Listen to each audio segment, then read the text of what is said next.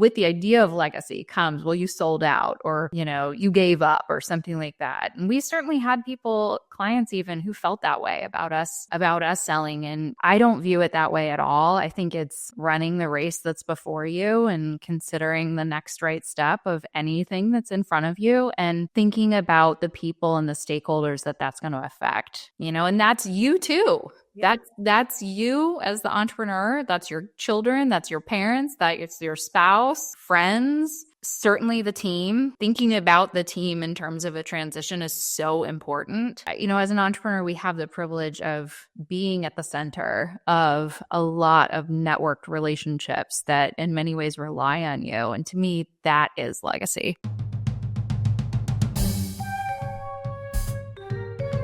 She just sold her company. She sat in a room full of men negotiating the biggest deal of her lifetime. Wait, she sold for how much? I can't even believe she managed to get double her valuation. Let's keep this just between us. Hey, and welcome back to another episode of The Exit Whisperer. I am your host, Carrie Kirpin, and today I'm interviewing Courtney Gould Miller. Let me just tell you something. If you've ever thought about incorporating your child into your business, or you've ever thought about starting something with your kid, or you've ever thought about working with your partner, this is the person that you want to learn from. Courtney joined her family's agency, which did marketing for funeral parlors and the funeral vertical. She joined in 2016. She helped add digital marketing to what was a already burgeoning business of print and television advertising. She ended up taking it through from 2016 to 2022 to exit. She, unlike many agencies, sold to private equity, and also, unlike many agencies, sold for a double-digit multiple of her earnings. So she had a real life-changing exit from a 30-person agency, and she's going to tell you how she did it. I can't wait for you to listen to her. She's so open, so honest, and gives the real tea. Take a listen to Courtney. Welcome, Courtney, to the show. Thank you. Courtney, there's so much that I love about your story, and I can't wait to get started. And one of the things that I'm fascinated by is businesses that transfer through generations of a family, especially because the data shows that when it's passed to the second generation, often it doesn't do as well. Mm-hmm. And your story shows the exact opposite. So I got to hear everything from you. So welcome. Thank you. I'm so happy to be here. I just love the mission of this podcast, everything you do. Love it. So happy to be here. That brings me a lot of joy to hear. And thank you for being a willing participant because people don't talk about this stuff. So it's great. Okay. So first, tell me, the agency that you sold, originally your mom started, right? Tell me about this. Yes. So I grew up in a family business. My parents founded the agency. My mom originally did, and then my dad came in very shortly after, and they grew it together. The agency has been in place for 42 years at this point. So proud of them. And, just grew up as a child in the business, learning business from them. Most of the time it involved playing with typewriters on the weekends at the office, or my mom tells a great story of me trying to come up with headlines on the playground to be able to use in their agency business. But yeah, grew up in the business. They operated it together, ran it as a family business, and then grew it to about 30 people and service the funeral business and have a very long-standing reputation there. I never intended to come into the business. Yeah, you didn't start right away. You went into the world. But before we go there, I have a couple questions. As a woman who started a business, and then my husband came on board and then grew, my family through that. So I had a 14-year run of owning the business while raising children. What was it like for you as a kid watching your parents as entrepreneurs running something together? Was it nuts? Like, did they bring their work home with them? Give me like a little bit of that. I love this question so much. This is really why I started my podcast, which is Family Business Secrets, because I think so many moms especially feel guilt over, well, I'm working, I'm not with them. I learned so much from watching both of my parents, but especially my mom, run teams, think about strategy, understand cash flow, all of that. And I benefited from being in the office or going on work trips with them. They would bring us to work dinners, and our job was to connect with the kids of the clients there. And so I learned really early skills of networking and conversation and appropriate, discussion and things like that, kids don't have access to otherwise. So I just think there's so many beautiful things about entrepreneurship for women, and that you get to define what those boundaries are and how you incorporate your kids into the business. I loved it. I mean, there are times when business discussion around the table, you're like, okay, can we just talk about my soccer game or whatever? But by and large, especially now. And I saw that really actually when I was an attorney, which, that was what I thought I was going to do forever and ever. I went to law school and I practiced law, and I saw those skills that I learned as part of the family business immediately applicable into the legal environment, because I knew how to go in and network. I knew how to talk to the partners at interviews and things like that when my peers didn't, because they just hadn't had that experience. Absolutely love it. And I'm glad I asked the question, because I think it teaches skills. People don't realize the benefits of family run businesses in that way too, what it teaches your kids. Mm-hmm. And go into that business right away. So you went to law school and you started a sort of, a more traditional career. Talk to me a little bit about that and what made you go back into the business. Yeah. So I had wanted to be a lawyer forever. I loved debate. I was a debater in college.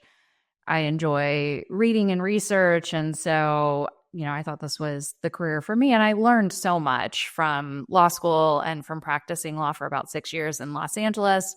Litigation skills never leave you. That confidence that you have to go into anything and, debate it or have a tough discussion and hold your own. I think that was absolutely what I learned there. But I really struggled with trading my time for money and my hours being worth only a certain amount. No matter how quickly I worked, no matter how great my work was, it was worth this much. And it was worth a lot. But at the same time, I had seen the exponential opportunity of entrepreneurship. I saw the control over my own schedule in entrepreneurship, which was absolutely not present in big law. And the hierarchy of big law, like every level you make a certain amount instead of, well, I bring more to the table than so-and-so, whatnot. I'm very much of that market mindset. Yep. And so I started thinking at that point, I'd really like to be an entrepreneur. I would like to have more control over my time. I had already started business development with China because that was my focus as a litigator, was on China. Yeah, that's a whole probably other story, but that was my focus. And so I had started some digital marketing. I started a blog to see how could I get clients in China or, develop a brand there. And so my family business had started talking to me about digital marketing. Not only my parents, but actually our clients had said, "Hey, what are you doing? We've known you forever. You're doing a blog. How does this work? What's going on?" This was early days of digital marketing. And so I started thinking, well, this is interesting. I hadn't really thought about coming back into my parents' business, but the digital marketing is something that would be helpful to them and to the clients. And so I ended up coming back into the business as really as an owner and to bring in that digital perspective, which my parents had not had. At one point, they were the largest printers in all of their area in Florida. So they were a primarily print-driven business in television, video. And so I brought the digital part. Okay, so when you come in, is there a discussion with your parents like, okay, like, is this more informal, like, okay, I'm coming in and I'm a partner and yay? Or is it like, okay, let's paper this, let's put this together, let's make it formal? How did it start? It definitely was papered because, I mean, I'm a lawyer, so that's what you do. But also, it was very important to us. So in family business, we have seen a lot of family business situations go wrong. In the funeral profession, there are a lot of family businesses, and there are actually a ton of family businesses generally. I saw a statistic recently that 80% of businesses in the US are family businesses, which is amazing. And I've seen it go wrong every which way you can imagine. And so we wanted it to be really clear from the beginning what the expectations were and not get a few years in and say, well, I'm doing more than you, or you're doing less than me, or, anything like that. So it was very important to us that, especially as I was leaving my career in law, I knew that I was coming in as an owner. They knew that there was a level of respect and authority with that, as well as responsibility. So you come in, now you're an owner, you're tasked with building out the digital element. Was this with your parents? Did you come to spaces of conflict? And if so, how did you deal with it? Or was it all just smooth sailing? Daily, we were in conflict. I do think another thing that growing up in a family business, and particularly in my family culture, was very open disagreement. Don't hold anything inside. We are not passive aggressive people. We are very direct with any of our thoughts, and also a willingness to understand we're going to see it differently and we still need to make a decision. And so how do we kind of navigate that? So we regularly have conflict, continue to. It's something I'm very grateful for, and we would just have it out. We would discuss it. We would look at all of the different perspectives. I also feel blessed that they had seen many family businesses go awry because the older generation tries to control it for too long. So that was a bias on their part to say, we want to check ourselves if we're saying, well, this is the way we always did it, or this is what made us successful. And they wanted to be really open to that. And so by and large, I think they lived that. And that was a real benefit to the growth of the company, truly, as well as our relationship. Okay, so you come in. What year did you join? 2016. Okay, so you come in 2016. You're having, real good, tough conversations about how to grow the business. You're leaning into digital. And then we get to a space where you decide to sell. Now, you sold in 2022. Yes. What went into the decision? And I want to talk about actually the type of exit, because you sold to private equity, which yes. I think less usual for some agency businesses. A lot of them go to strategics versus private equity. So I want to talk about this, but start with, how did this happen? Were you approached, or did you decide and plan to exit at a certain time? Yeah, so we were approached. We had nothing in our minds about selling, truly. Like, what size were you, if you can give a general? Yeah, I mean, we were right around, like I said, 30 full-time employees, generally 5 million in revenue, and which is a good size for an agency, especially. But we just had not really thought about it. I mean, when I joined the company, I expected this is my life. This is going to be it forever. And we were approached by private equity as part of a roll-up in the profession, bringing together a lot of different technology providers for the funeral homes. And we were unique in that we brought the marketing services aspect, in addition to, we did have websites and different things that were software-like for funeral homes. And so we were approached by the CEO of the roll-up and by our private equity sponsors, Carlyle and Vista Equity Partners.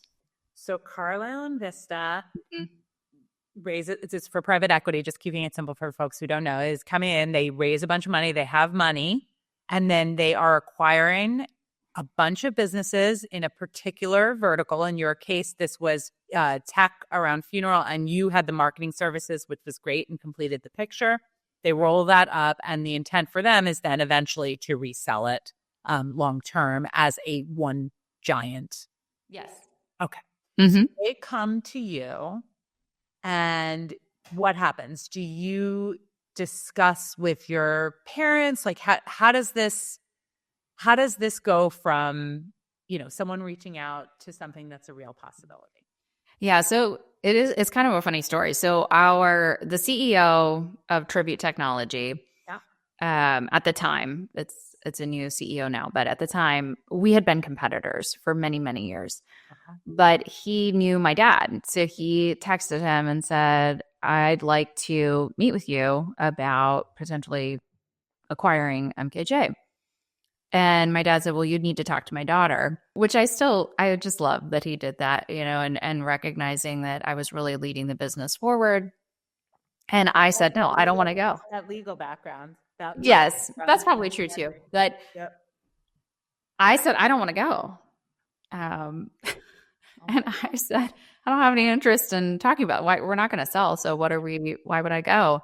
And he's like, just go and listen. You always learn something from listening. And that's something I believe, but I appreciated him reminding me of that. And so I went, was very skeptical going in. And over that dinner and discussions that followed after, I started to see the greater vision of how we could really help funeral professionals, which has that's been my family's mission in life and had been a focus for me, certainly in coming into the business, to better serve our communities with technology at a very, very difficult time in life. And I saw the ability for them to not only bring investment, but expertise to the table in a way that we as a small agency could not, to make this not only elegant, but sustainable, consistent, and develop a better product as a whole instead of its individual entities. Okay, so you take the meeting and you see the vision. So now we see the vision.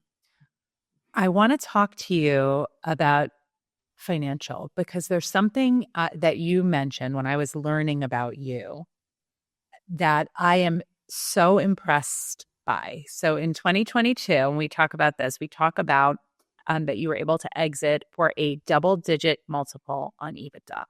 Mm-hmm. I want to step back for just in case there are folks who are listening who don't understand. Typically, agencies are valued on their essentially net income, right? What they're bringing home at the end of the day, and that's assigned a multiple.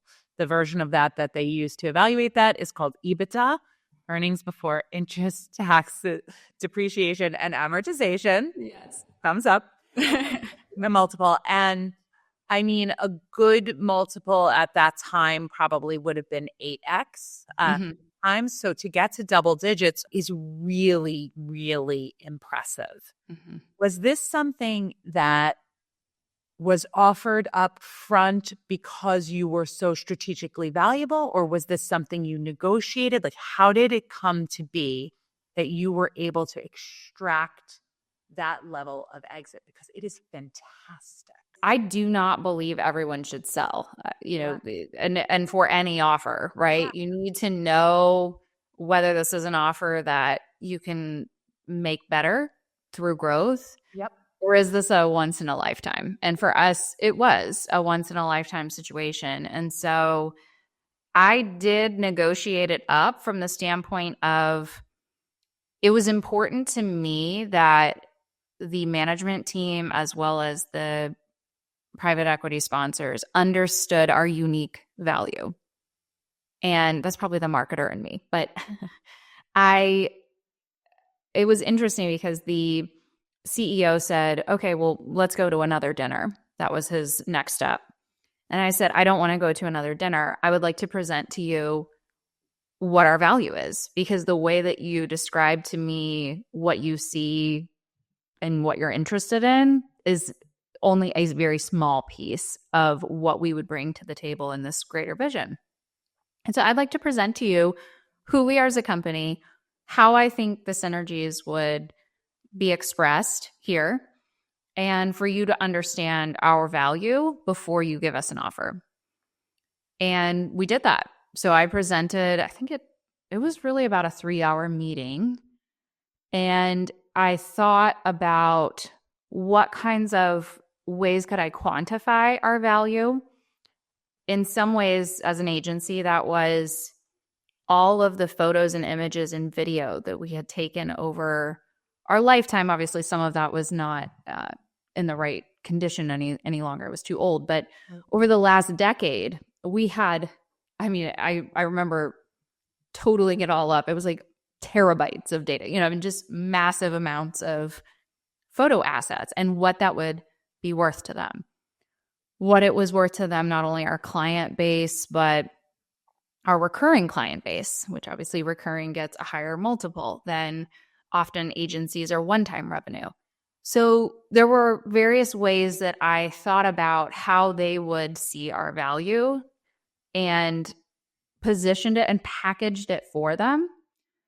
And it was also important to me in that discussion that they understood as owners what the value was that we brought into the company, because we knew that in the acquisitions we would be asked to stay. And so it was important to me that they understood who we were as leaders and what we expected for our leadership. So I ended up being the only former owner who has joined the executive team. And to me, that has been pivotal for not only our team and our clients, but also the company in terms of the perspective that I brought in as a former owner. And then, of course, for me and my family personally. But it was really, really critical that had to be part of it, was an awareness of how we expected to be part of the roll-up. When you put together that vision for what you could be if they joined, did you give them a number or did they give you a number? They gave us the number. I did not propose a number. I'm from the school of the person who speaks first loses. So how do you internally react when you get that number? So yes, we were very surprised. Thinking back, so the first discussion when they approached us, I said, well, how are you going to value our business? And they said a multiple of EBITDA. And I said, well, a multiple of EBITDA, understanding what typical agencies go for would not be enough for us to sell. Correct. So I just flat out said that from the beginning. I do think that also established an anchor point. But I also believe everyone needs to negotiate every time. And so we did negotiate further after receiving what we knew to be a very attractive and potentially once-in-a-lifetime offer. So again, I think there's a lot of ways that you can negotiate, and it doesn't have to be only the total purchase price. That's one way, but you can look at earnouts. We did talk about that. I'm very glad we didn't do an earnout. I've now seen many earnouts go very, very wrong. At the time, as an entrepreneur and as a, again, market-driven person, I'm like, hey, this will be great. We will make something that we had plans to develop. We're going to do that now inside of the private equity company, and we'll demonstrate additional value. No, I would recommend against earnouts to anyone. And again, we didn't have one, but I have seen them go very wrong since.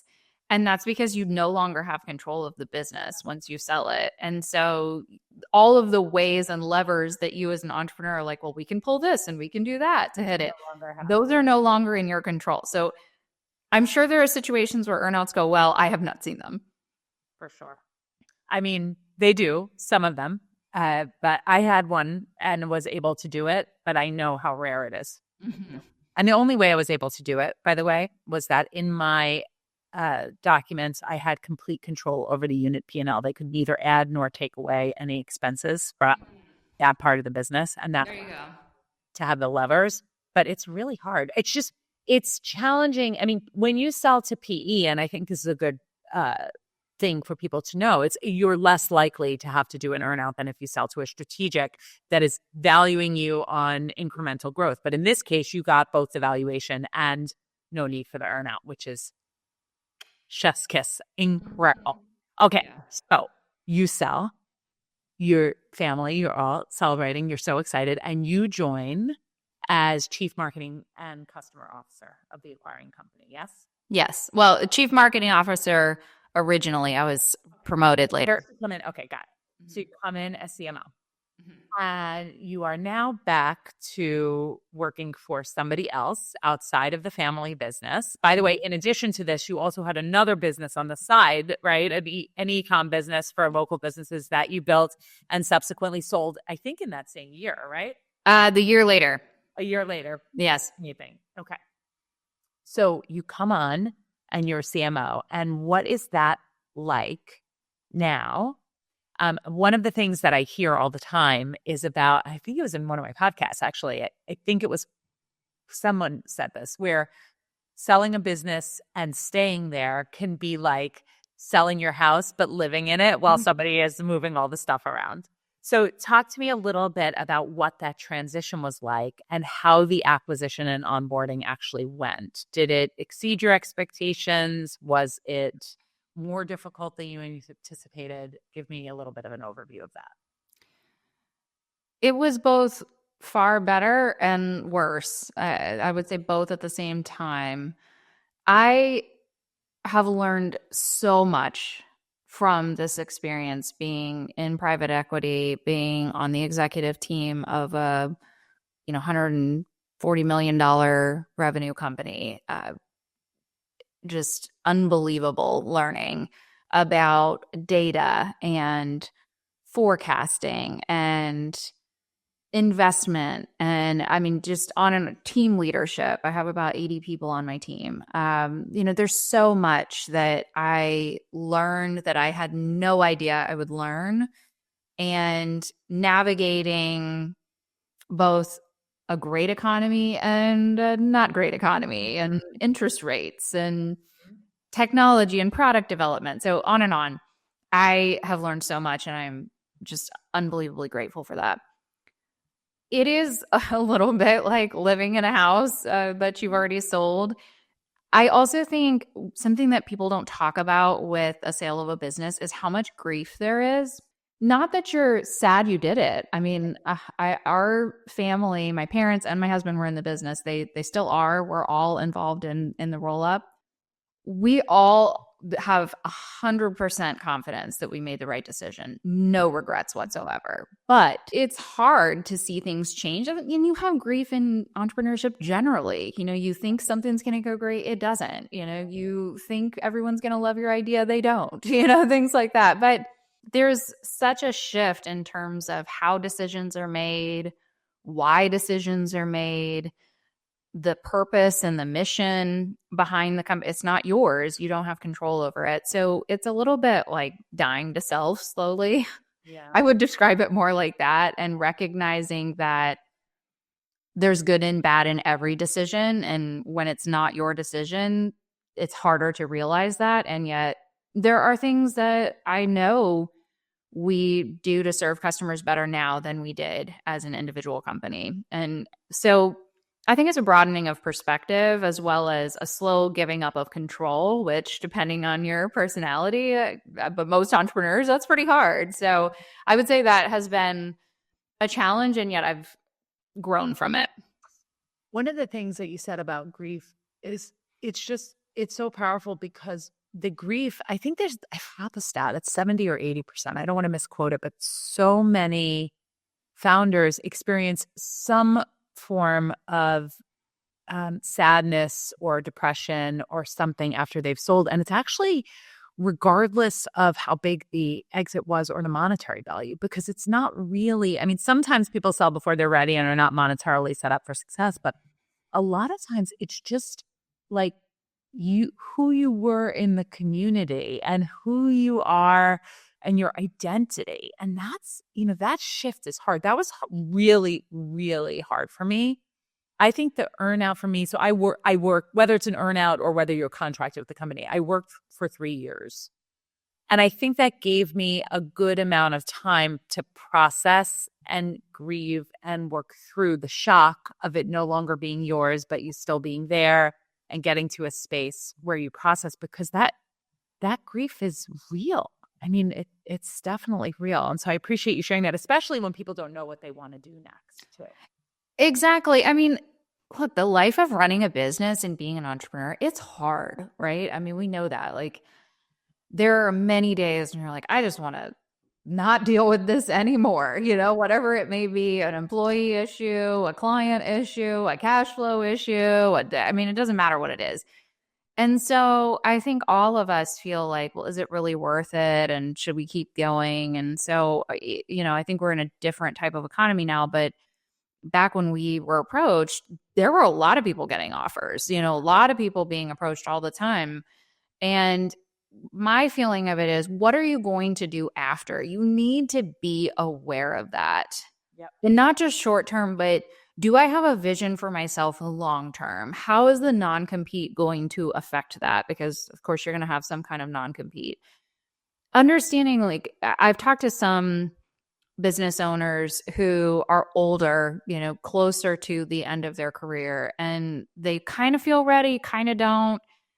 And I think that's a tough situation, actually, more so than for me. I was in my late 30s at the time, and I have a whole other multiple careers ahead of me, very likely. So to me, it's not concerning to think about a reinvention at some point.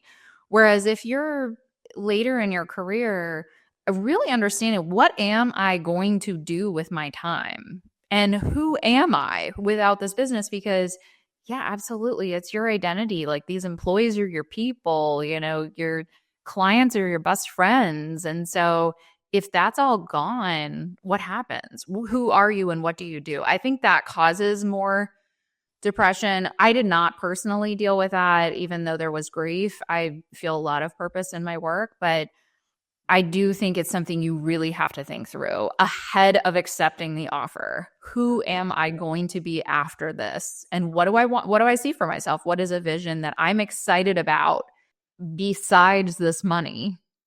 Because that's just not enough. It's not. So I want to close with a question for you. I've been thinking a lot about you and your story, and all of it is very, very inspiring. And then I started thinking about that you worked, in the marketing of the funeral homes. And I started thinking a little bit about legacy.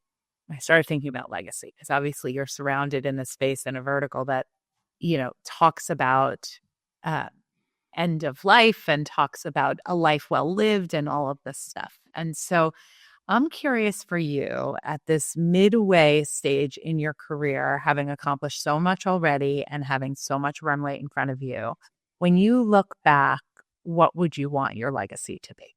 Legacy to me is everything, with life and relationships. I think it's one of the hardest things actually for me with private equity is that private equity is by nature, the incentives are short term. Right. And legacy to me is that lifelong vision of, how do we treat people? What have we given others? How have we thanked them for what we've received? How do we live in gratitude for the hard lessons and the amazing celebration moments? And for me, I hope that I have taught those that I've had the opportunity to lead or interact with how to have direct conversations. I'm such a believer in radical candor. It's one of my personal core values, that we have direct and kind conversations where people feel fully seen and heard. That is, I think, one of the best gifts we can give to people. Respect, of course, and leaving things better than they were. Not taking the shortcuts because it's easy, but really investing in using the gifts that we've been given to make the world around us just a little bit better. And I think entrepreneurs do this so much. That's why I'm just such a proponent and advocate for small business and entrepreneurship and family business, because you have the ability to look longer term, even if you're looking at an exit. But I think there's no shame in exits whatsoever. I think sometimes once with the idea of legacy comes, well, you sold out, or you gave up, or something like that. And we certainly had clients even, who felt that way about us selling. And I don't view it that way at all. I think it's running the race that's before you and considering the next right step of anything that's in front of you, and thinking about the people and the stakeholders that's going to affect. and that's you too. That's you as the entrepreneur. That's your children. That's your parents. That's your spouse, friends, certainly the team. And I think thinking about the team in terms of a transition is so important. Clients, vendors. So, as an entrepreneur, we have the privilege of being at the center of a lot of networked relationships that in many ways rely on you. And to me, that is legacy. Absolutely love it. Courtney, thank you so much for coming on the show. Thank you for sharing so openly. You're a total inspiration. And I hope that folks listen to your podcast. Anything you want to share about the podcast or anything coming up for you? Yeah, I would love to. So I am just launching the Family Business Secrets podcast because I wanted to share these ideas, encourage family business.